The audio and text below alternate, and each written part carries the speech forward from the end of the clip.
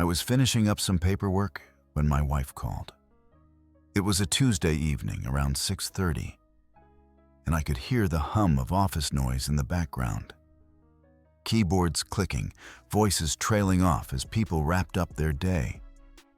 "Hey," she started, and something in her tone made me set down my pen. "About tonight's company party." The pause that followed felt rehearsed, like she'd been practicing this conversation in her head.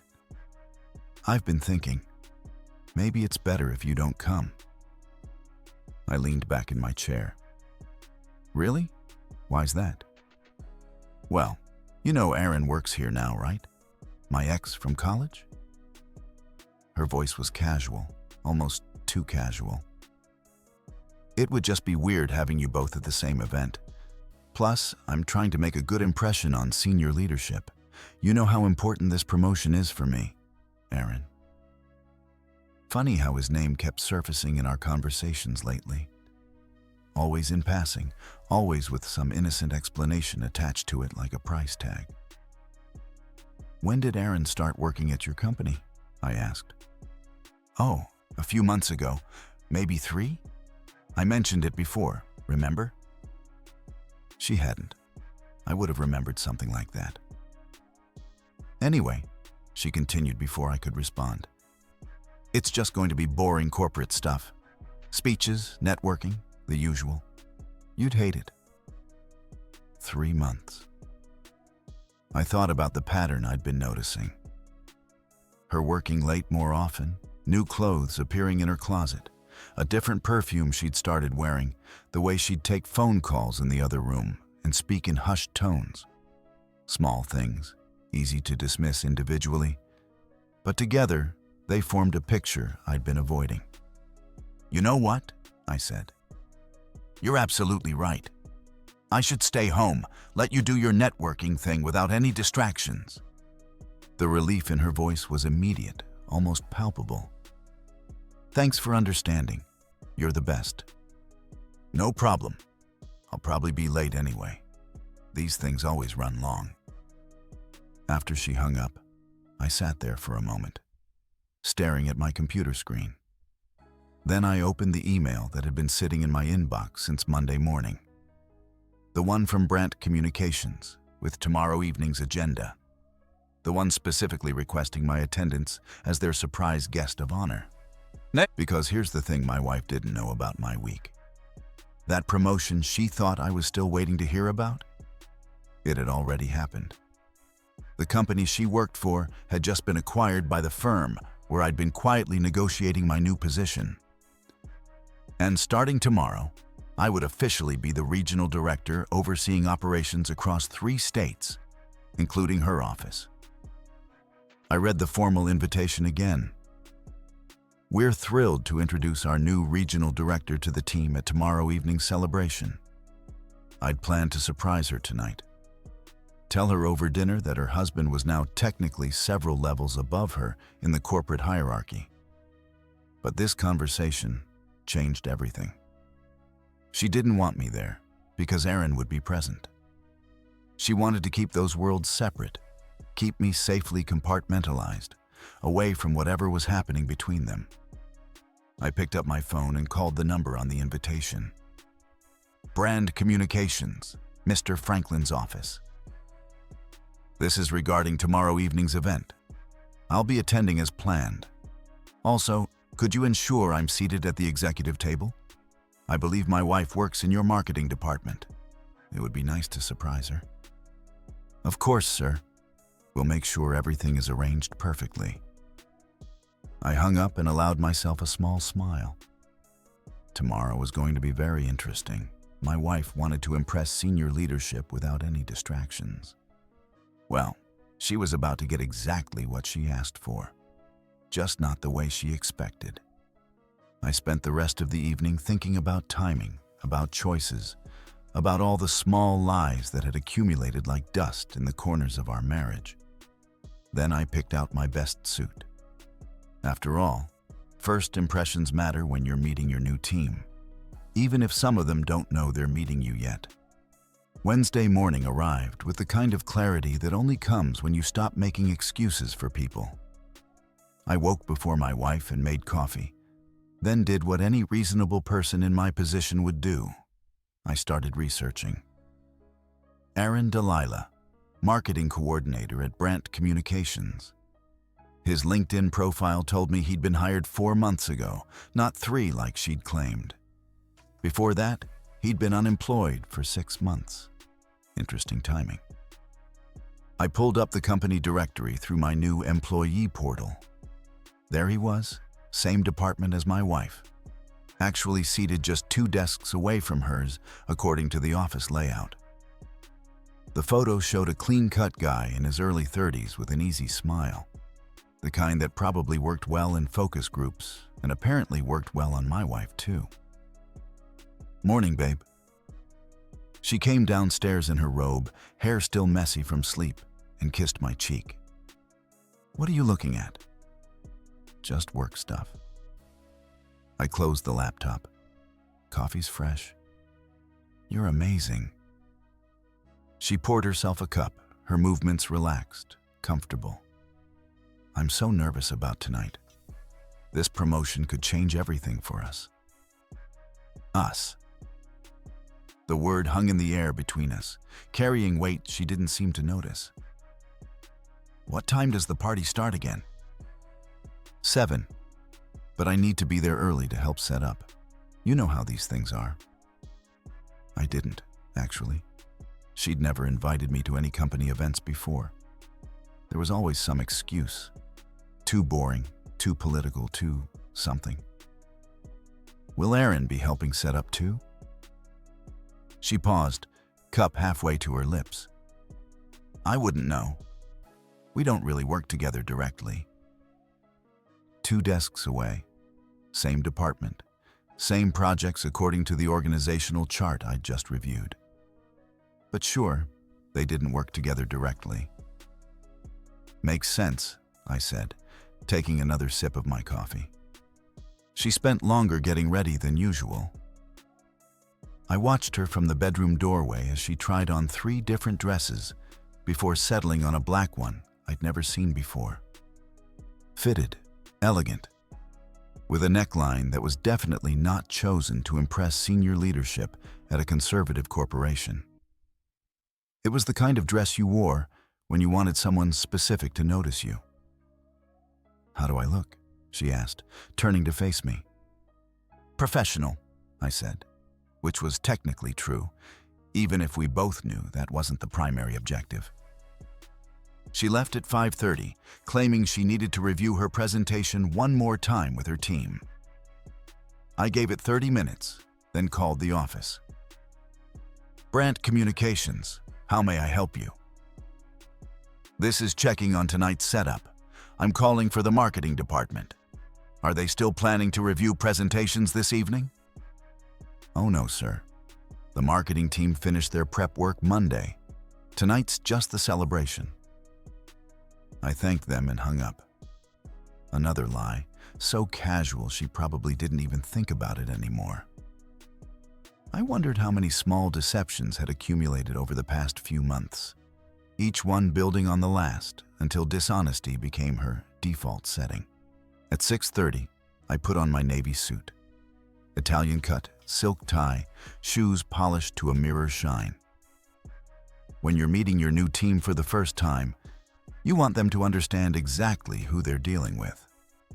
I looked at myself in the mirror and practiced my surprised expression. After all, I was going to be just as shocked to see my wife there as she was going to be to see me. The drive to the hotel took 20 minutes through evening traffic. I used the time to think about how the night would unfold, how she would try to explain that dress, how Aaron would try to explain his sudden panic when the CEO introduced the new regional director, how both of them would eventually realize that their comfortable little secret had just become very, very public. The valet took my car keys with a professional smile. "Enjoy your evening, sir." "I intend to," I said, and meant it. The hotel lobby was elegant. Marble floors, crystal chandeliers, the kind of upscale venue that made employees feel valued and clients feel impressed. Through the glass doors of the ballroom, I could see the party already in progress. Clusters of people in business attire, waiters circulating with champagne, the soft sound of jazz filtering through the space. Time to meet my wife's colleagues. Mr. Franklin spotted me immediately. He was tall, silver-haired, with the kind of executive presence that commanded attention without demanding it. "There's our guest of honor," he said, extending his hand. "Welcome to Brandt Communications officially." His handshake was firm, confident. "We've got you seated at the executive table right next to the podium. Perfect view of everything." "Excellent. I'm looking forward to meeting the team." He guided me through the crowd, stopping every few steps for introductions. Regional sales manager, operations director, finance team lead. Everyone was professional, enthusiastic, clearly excited about the company's growth trajectory and what the acquisition meant for their careers.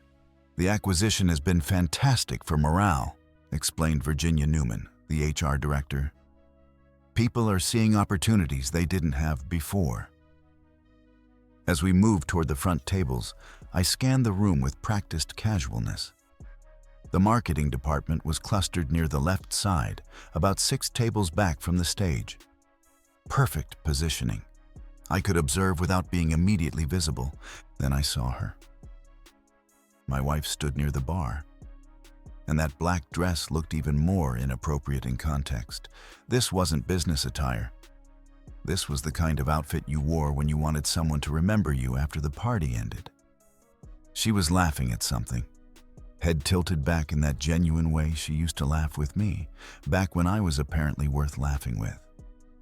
Next to her stood Aaron. He looked younger in person than in his photo, early 30s, wearing a suit that was probably the nicest thing in his closet. They weren't touching, but they didn't need to. They were standing in that bubble of personal space that people create when they're intimate, when physical proximity feels natural and necessary. "That's our marketing team over there," Mr. Franklin noted, following my gaze. "Great group, very creative, lots of energy." "I'm sure they are," I replied, watching Aaron lean close to whisper something in my wife's ear. She smiled and touched his arm briefly, a casual gesture that would have looked innocent to anyone who didn't know what they were really seeing. Mr. Franklin continued the tour, introducing me to the Chief Technology Officer, legal counsel, several other executives who would be reporting to me. Professional conversations about quarterly goals, integration strategies, market expansion, standard corporate networking. Except I couldn't quite focus because I kept noticing things. The way my wife kept glancing toward Aaron during conversations with other colleagues, like checking to make sure he was still there. How they gravitated back toward each other whenever groups shifted or people moved around the room. The way Aaron's hand briefly touched the small of her back when he passed behind her. Small gestures, intimate gestures. The kind of unconscious physical language that develops between people who spend a lot of private time together. "Shall we take our seats?" Mr. Franklin checked his watch. "I'd like to start the formal program in about 10 minutes. The executive table was positioned perfectly, slightly elevated on a platform, facing the crowd at an angle that gave me clear views of the entire room, while the podium kept me partially obscured. I could observe without being observed, at least for now. I settled into my chair and accepted a glass of wine from a passing waiter. From here, the marketing table was clearly visible. My wife's back was to me. She had no idea I was in the building, let alone sitting 20 feet away at the head table with the company's senior leadership. Aaron had positioned himself directly across from her at their round table. They were deep in conversation, leaning forward slightly, creating that island of intimacy that couples create in crowded rooms. Whatever they were discussing seemed important. Serious expressions, quiet voices, occasional quick glances to make sure nobody was listening too closely. "Lovely event," commented Stella Brandt, the CEO's daughter and company vice president, taking the seat next to me. "Father always puts on quite a show for these celebrations." "Essential for company culture," I agreed, though my attention was divided between polite conversation and observation. Mr. Franklin took the podium. "Standard corporate opening. Welcome, everyone. Thank you for your dedication. Exciting times ahead." The usual executive talking points delivered with genuine enthusiasm. The crowd was attentive, engaged, clearly proud to work for a successful company. "Tonight we have some special announcements," he continued. "First, I'm pleased to recognize several employees for outstanding performance this quarter." He read through a list of achievements, sales milestones, successful projects, client satisfaction scores. Polite applause after each recognition. My wife's table clapped enthusiastically when Aaron's name was mentioned for landing a significant new client. She looked genuinely proud, more than proud actually. She looked invested in his success in a way that went beyond professional collegiality. "And now," Mr. Franklin's voice took on a different tone, "I have a very special introduction to make." This was it. I straightened in my chair, preparing for the moment when everything shifted. 3 months ago, we began discussions about expanding our regional operations. We needed someone with proven leadership experience, strong industry connections, and the vision to take our company to the next level.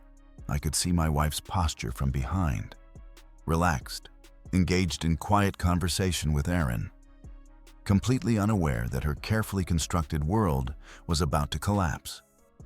I'm thrilled to introduce our new regional director, who will be overseeing all operations across 3 states and leading our expansion into new markets. The room grew quiet, everyone's attention focused on the podium. "Please join me in welcoming our new regional director, whom many of you will be working with closely in the months ahead." I stood up from my chair at the executive table, straightening my jacket. The movement caught the attention of several people near the front, who began turning in their seats to see who was being introduced. "Ladies and gentlemen," Mr. Franklin continued, gesturing toward me with practiced showmanship, "I'd like you to meet the man who will be leading our regional expansion." The applause started from the front tables and rippled backward through the crowd like a wave. I stepped toward the podium, maintaining perfect professional composure while scanning the room.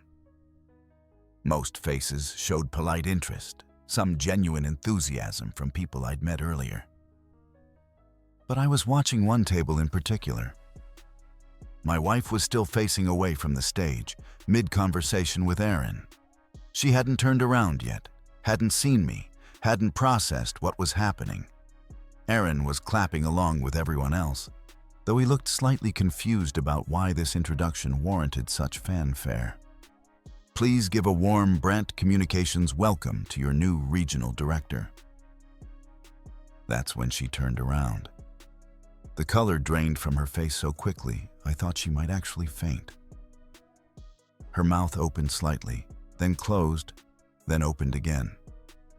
Her eyes went wide, then narrow, then wide again, as her brain tried to process what she was seeing.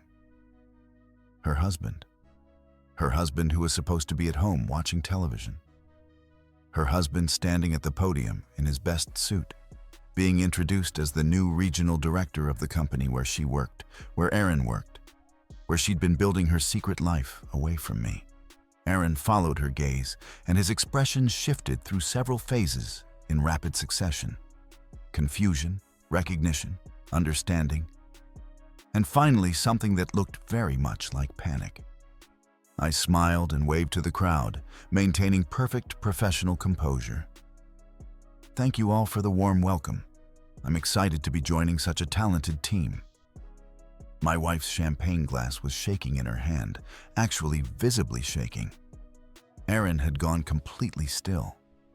frozen like prey that just realized the predator was closer than it thought. The colleagues around them were clapping and smiling, completely oblivious to the personal drama unfolding at their table. I know change can be challenging, I continued, looking directly at the marketing section. But I believe in transparency and open communication. I'm looking forward to getting to know each of you individually and understanding how we can work together effectively. My wife's face had progressed from pale to flushed. She was gripping her champagne glass with both hands now, probably to keep it from slipping. Aaron was staring at me with the kind of fixed attention people usually reserve for oncoming traffic. I'll be scheduling one-on-one meetings with department heads over the next few weeks, I added, my eyes finding Aaron's across the room. I want to understand everyone's role, their goals, and how we can support their professional development. Aaron's Adam's apple bobbed as he swallowed hard. Professional development meetings with the new regional director, the husband of the woman he'd been getting cozy with. Yeah, that was going to be an interesting conversation. I believe in accountability, I continued, letting my gaze sweep across the marketing table.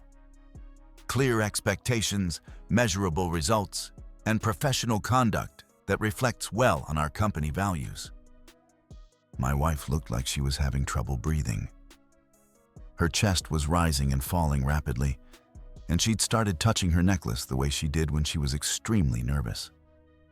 Several of her colleagues had begun glancing at her with concern, probably wondering if she was having some kind of medical episode. For now, please enjoy the rest of this wonderful celebration. I look forward to working with all of you. The applause was enthusiastic. People were standing, some even whistling. Mr. Franklin shook my hand warmly and gestured for me to remain on the platform while people approached to introduce themselves. But I was watching my wife's table. She was leaning back in her chair like she'd been physically pushed. Aaron was staring down at his hands, his face red. Their colleagues were chatting excitedly about the new leadership, completely unaware that two people at their table looked like they'd just witnessed a car accident. "Congratulations," said Brian Little, one of the senior managers approaching the platform. "We're excited about the expansion plans." "Thank you," I replied, shaking his hand while maintaining visual contact with the marketing section. I believe in leading by example and maintaining high standards for everyone. More people approached. More congratulations. More handshakes and promises of collaboration. Standard corporate networking. Except every few seconds I glanced toward my wife's table and watched her world continue to collapse in slow motion. She was whispering urgently to Aaron now, quick, sharp words that made him shake his head repeatedly. Whatever she was saying, he clearly disagreed. Or maybe he was just too terrified to think straight. Either way, their casual intimacy from earlier had been replaced by the kind of tense, desperate conversation people have when they realize they're in serious trouble. "This is so exciting," said Francis Newman from accounting. "Will you be relocating to our city permanently?" "Actually, I already live here," I replied, loud enough for the marketing table to hear. "My wife works in the marketing department, so this position is perfect for keeping us close to home." My wife's head snapped up. Aaron looked like he might be sick. "How wonderful," Francis continued. "It's always nice when couples can work in the same organization. She must be so proud." "I'm sure she is," I said. "We haven't had a chance to discuss it yet. Tonight's been full of surprises." The conversation continued for another 10 minutes. More introductions, more congratulations, more discussion about company goals and expansion plans. Professional, cordial, exactly what you'd expect from a corporate leadership introduction. But I never stopped watching that marketing table. Never stopped noticing how my wife kept glancing toward the exits, like she was planning an escape route. Never stopped observing how Aaron had developed a slight tremor in his hands, and kept wiping sweat from his forehead despite the perfectly comfortable temperature.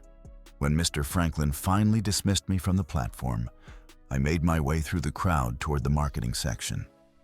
People smiled and nodded as I passed. A few stopped me for brief conversations. Everyone was friendly, welcoming, excited about working with their new regional director. Everyone except two people who looked like they'd rather be anywhere else on Earth.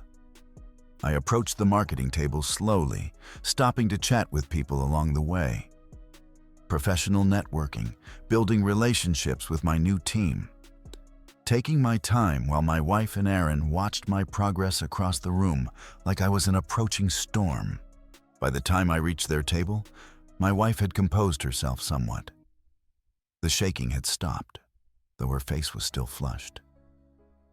Aaron had adopted what I can only describe as a studied, casual posture, like someone trying very hard to look relaxed while failing completely. "Good evening, everyone," I said to the table in general. "I'm looking forward to working with the marketing team." Polite murmurs of welcome from around the table. Smiles, handshakes, the usual corporate pleasantries. Everyone seemed genuinely pleased to meet their new regional director. Everyone except two people who looked like they were attending their own funeral. "And you must be my wife's colleague, Aaron," I said, extending my hand across the table. "She's mentioned you." Aaron's handshake was damp with sweat. "Nice to meet you, sir. Congratulations on the promotion." "Thank you. I understand you're relatively new to the team as well. How are you finding the transition?" "It's been educational," he managed, glancing quickly at my wife. "I'm sure it has." I smiled. Change can be challenging. New environment, new relationships, learning where the boundaries are. My wife finally found her voice. "Honey, this is such a surprise. You didn't mention you were interviewing here." "Didn't I?" I turned to face her fully. "Strange. I thought we discussed my career plans extensively. Maybe I was mistaken about how much communication we actually have." She laughed, but it sounded forced, brittle.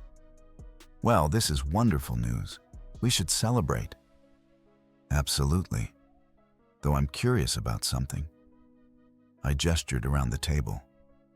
"You mentioned Aaron was your ex from college, but according to his personnel file, he's only been with the company for 4 months. Interesting timing, wouldn't you say?" Aaron's face went from red to white. My wife's hand tightened around her champagne glass again. "Oh, that's just coincidence," she said quickly. "The job market, you know how it is." "Coincidence," I nodded thoughtfully.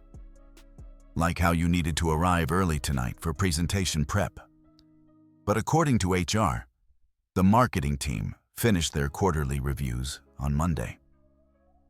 The conversation around the table had gradually quieted. Other colleagues were starting to pick up on the tension, though they clearly didn't understand what was happening. "I think there might be some miscommunication," Aaron said, trying to inject himself into the conversation. "Sometimes the administrative details get confused." I looked at him directly. "You're absolutely right about miscommunication. It's amazing how much clarity a change in perspective can provide." I paused. "Speaking of which, I'll be conducting individual performance reviews for all departmental staff over the next 2 weeks. I'm particularly interested in examining professional relationships and workplace conduct." Aaron's throat bobbed again. "Of course, sir. I'm sure everyone wants to maintain the highest professional standards." "Everyone should," I agreed.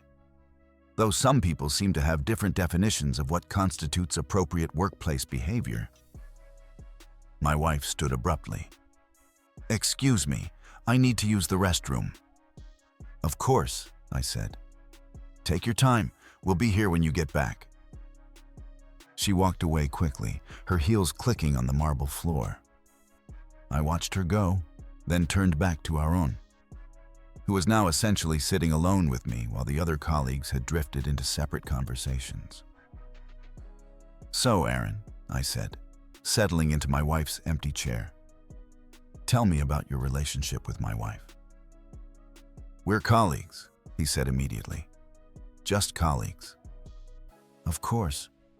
Though you seem to work very closely together for people in the same department who don't collaborate directly." I kept my tone conversational, curious. "I'm not sure what you mean, sir." "Well, for instance, you arrive at work together most mornings. You take lunch breaks at the same time. You stay late together several evenings a week. According to security logs, you've used the conference room on the third floor for private meetings quite frequently." Aaron's face was now completely white. "Those were work-related meetings." "I'm sure they were very work-related," I said, leaning forward slightly. "Here's the thing, Aaron. I've been in management for 15 years. I know exactly what work-related meetings look like, and I know what other kinds of meetings look like too." He didn't respond. Probably couldn't respond. He looked like he was having trouble getting enough air.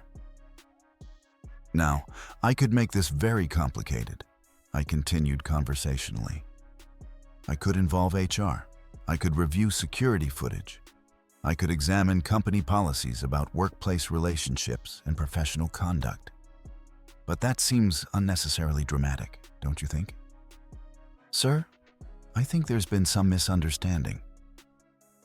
"The only misunderstanding," I interrupted, "is thinking that I wouldn't find out, or that I wouldn't be in a position to do something about it when I did." Aaron opened his mouth, then closed it. Smart man. Nothing he could say would make this situation better. "So here's what's going to happen," I said. "You're going to finish your drink, thank your colleagues for a lovely evening, and go home. Tomorrow morning, you're going to submit your 2 weeks' notice. You'll cite personal reasons, career change, whatever sounds professional. HR will accept it graciously, and you'll transition out quietly." "Sir, Or," I continued, "we can do this the hard way. I can launch a formal investigation into workplace conduct. I can review security footage and interview colleagues about observations they might have made. I can examine company communication policies and personal use of corporate resources. Would you prefer that approach?" He shook his head quickly. "Excellent. I'm glad we understand each other." I stood up.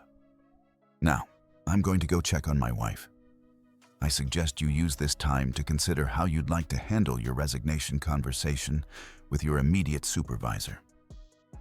I walked toward the restroom area, leaving Aaron alone at the table. He looked like a man who just realized his entire life was about to change, and not in a good way. My wife was standing near the ladies' room entrance, touching up her lipstick with shaky hands. She saw me approaching in the mirror and turned around. "We need to talk," she said. "Yes," I agreed. "We definitely do." We found a quiet corner near the hotel's business center, away from the party noise. My wife sat down heavily in one of the leather chairs, looking exhausted. The facade was finally dropping. "How long have you known?" she asked quietly. "Known what specifically? That you've been lying about working late? That Aaron isn't just some random ex who coincidentally got hired? That you've been meeting him in conference rooms and taking extended lunch breaks together?" I remained standing. "Or are you asking when I figured out that my wife was having an affair?" She winced at the word. "It's not what you think." "Really? Because what I think is that you've been sleeping with your coworker for months, lying about it consistently. And tonight, you tried to keep me away from your company party so you could continue pretending I didn't exist." "We never meant for it to happen," she said, tears starting to form. "It just developed over time." "Things don't just develop. People make choices." I sat down across from her. "You chose to spend time with him. You chose to lie to me about working late. You chose to buy new clothes and change your perfume. You chose to exclude me from company events. Every single day, you made deliberate choices. I know. Her voice was barely a whisper. I know I messed up. You didn't mess up. You systematically deceived me for months while planning your next move. She looked up at me with red eyes. What happens now? Now. I kept my voice steady, matter of fact. Now you face the consequences of your choices. Aaron will be submitting his resignation tomorrow. I've made that very clear to him. You can't fire him just because. I'm not firing him. I'm giving him the opportunity to leave quietly before this becomes a formal HR investigation into workplace conduct violations. Trust me, he was grateful for the option. She stared at me. You planned this. You knew I worked here when you took the job. I accepted the position based on its merits. The fact that it gave me insight into your recent behavior patterns was just a fortunate coincidence. So what now? You're going to make my life miserable at work? I laughed, but there wasn't much humor in it. You think you still have a job here? Her face went pale again. You can't. I'm not going to fire you either. But let's think through the practical implications. I leaned forward. You work in marketing. Your new regional director is your husband, who you've been cheating on. Your affair partner just resigned suddenly. How exactly do you think that's going to play out in terms of office dynamics? The reality was starting to hit her. People will figure it out. People are smart. They'll piece together why Aaron left so abruptly right after I started. They'll remember how you two interacted at company events. They'll notice how uncomfortable our professional relationship becomes. I could transfer to another department. You could try, but your reputation here is going to be interesting to manage, especially when word gets around about why your marriage ended. She was quiet for a long moment. You want me to quit too? I want you to make adult decisions about the consequences of your actions. If you stay, everyone will know what happened. If you leave, you can start fresh somewhere else. And our marriage? What marriage? I stood up. The marriage where my wife respected me enough to include me in her life? The marriage where we communicated honestly about important decisions? The marriage where we were faithful to our commitments? I shook my head. That marriage ended months ago. I just found out about it tonight. She started crying harder. We could try counseling. We could work through this. No. The word came out harder than I intended. We're done. You made that choice when you decided Aaron was worth more than our relationship. Please. I held up a hand. You don't get to beg now. You had months to consider what you were risking. You decided it was worth it.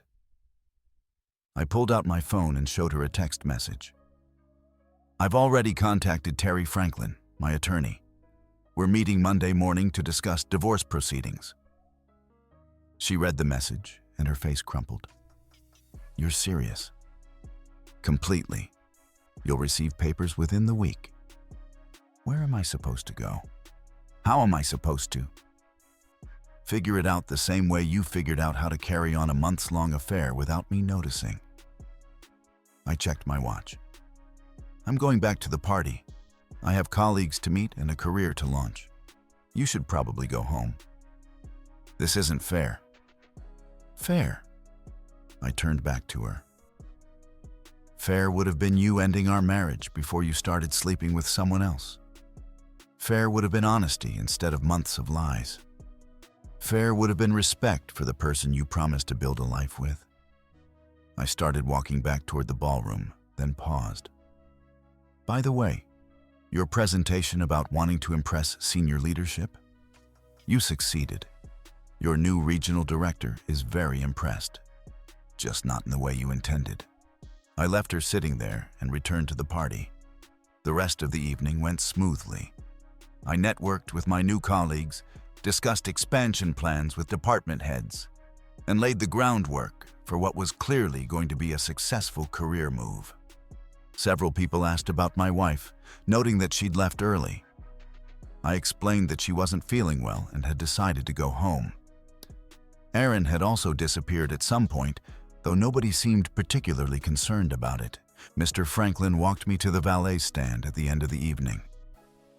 "Excellent work tonight," he said, shaking my hand. "The team is excited about working with you." "Thank you. I'm looking forward to building something special here. I have complete confidence in your leadership." He paused. "I hope your wife is feeling better." "I'm sure she'll be fine," I said. Sometimes these transitions take time to adjust to. 3 weeks later, Erin's resignation had been processed, and he'd moved to another city for a fresh start. My wife had submitted her own resignation, citing personal reasons and a desire to explore other opportunities. The divorce papers were filed, and we'd agreed on a simple division of assets. I kept the house. She kept her car and whatever dignity she could salvage from the situation. My new position was everything I'd hoped for. Challenging, rewarding, with a team that respected my leadership style. The regional expansion was ahead of schedule. I was building exactly the kind of career I'd always wanted, surrounded by people who valued professionalism and integrity. Some evenings when I was working late in my corner office overlooking the city, I'd think about the choices that had brought me here. The promotion I'd earned through hard work. The marriage I'd ended through necessity. The future I was building on my own terms. I never regretted any of it. Because when someone shows you who they genuinely are, you should believe them. And when they make choices that reveal their true character, you should make choices that protect your own peace. I learned that protecting your self-respect isn't about revenge. It's about refusing to participate in your own disrespect. Some people will always choose what's easy over what's right. The question is whether you'll let them make that choice at your expense. Our story has come to an end. If you've made it this far, how about subscribing to our channel? It helps us immensely. I've selected 2 other videos for you that I'm sure you'll enjoy. Feel free to click on them. I'll be waiting for you in the next story. See you soon.